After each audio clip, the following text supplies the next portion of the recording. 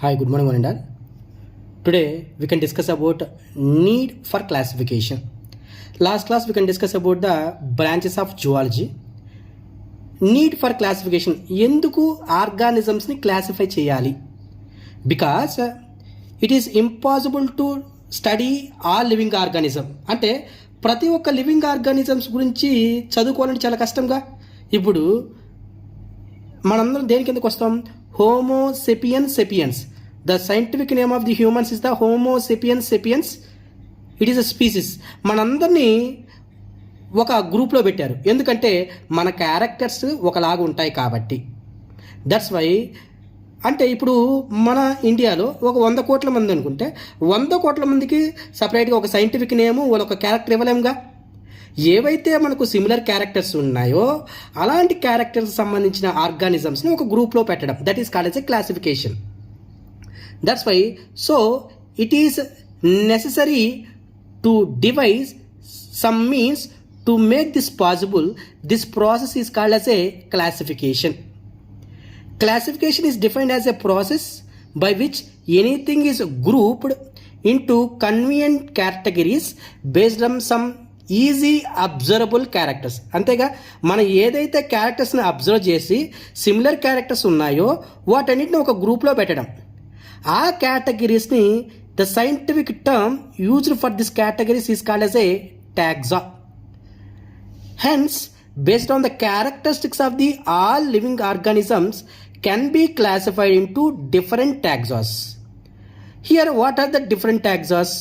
They having a kingdom, they having a phylum, they having a class, order, family, genus, species. These are all are the categories. The process of classification is called as a taxonomy. How we can taxa means based upon characters. What are the characters? First we have to identify this organism and we can give the name to that organism, that is called as a nomenclature. Then you have to classify that organism. You have to keep into certain group. That will be called as a classification. Now levels and hierarchy of classification. Human beings not only interested knowing more about different kinds of organisms and their diversities. అంటే human beings వాటి గురించి తెలుసుకోవడమే కాకుండా మిగతా ఆర్గానిజమ్స్ని తెలుసుకొని వాటి మీద మన మధ్య రిలేషన్షిప్ ఏంటి, వాటి మధ్య డిఫరెన్సియేషన్ ఏంటి, వాటిని గురించి తెలుసుకొని మనం ఒక సర్టైన్ క్లాసిఫికేషన్ ఇస్తాం. That is called as a taxa, or also we have to represent as a systematics. That's why the relation between the one organism with another organism and also with the diversity to study about that branch is called as a systematics. In this taxonomical hierarchy include the first one is the species, the second one is the genus, family, order, class, phylum, kingdom.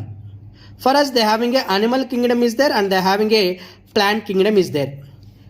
Linnaeus was the first taxonomist to establish a different hierarchy taxonomical characters, that is called as a taxa. They having a kingdom, class, order, genus, species. There is no phylum. Even Linnaeus can be characterized. Later Haeckel introduced a taxon, that is called as a phylum. In first they having a taxonomical characters is there. Nowadays they having a 3 domain classifications. What are it means more than kingdom, that is called as a domains. Basically for us 3 domains is present: bacteria, archaea, eukarya.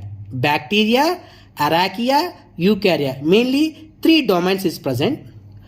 Carl Woese and co-workers observed that many prokaryotes previously classified under prokaryote monera and morely closely related to the eukaryotes and classified them under a separate domain, that is called as a archaea.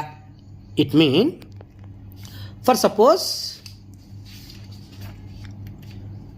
First what I said, they having a 3 domains is there. That is, one is what? Bacteria, archaea, eukarya.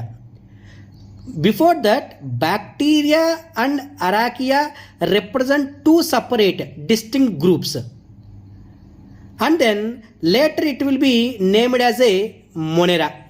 In this monera, they having a bacteria is there, archaea is there, but archaea is closely related to the eukarya. These both are closely related, not with the bacteria. Like that, they can go for the classification. That's why this type of study is called as a molecular systematics. Here what it indicates means, this prokaryotes also indicates the monera.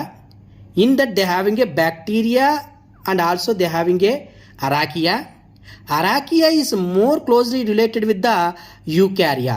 This type of study is called as a molecular systematics. Now, in this taxonomy, they having a kingdom, phylum, class, order, family, genus, species and subspecies. The group of species is called as a genus. The group of genus is known as a family. The group of family is known as a order. The group of order is known as a class. The group of class is known as a phylum. The group of phylum is known as a kingdom. Basically, kingdom are the multicellular non-saprobic. Saprobic means the organism which is depend upon the dead and decaying material, that is called as a saprobic. It is not a saprobical one. And heterotrophs, it is depend upon another organism, that is the kingdom animalia, or also indicates the metazoans. And then phylums, we can discuss so many phylums: Porifera, Cnidaria, Ctenophora, Platyhelminthes, Annelida. These are all are the phylums. And the phylums, they having a classes. That's why this phylum includes one or more classes is present. Suppose, can I say the in chordatus they having a classes: Cyclostoma, Chondrichthyes, Ostrichthyes, amphibians, reptiles, aves, mammals. These are all our what? Classes. All the classes will be combined. We can keep under the phylum. That phylum is what? Chordata. And all the classes, they having a different types of orders is present. That classes orders we will discuss tomorrow.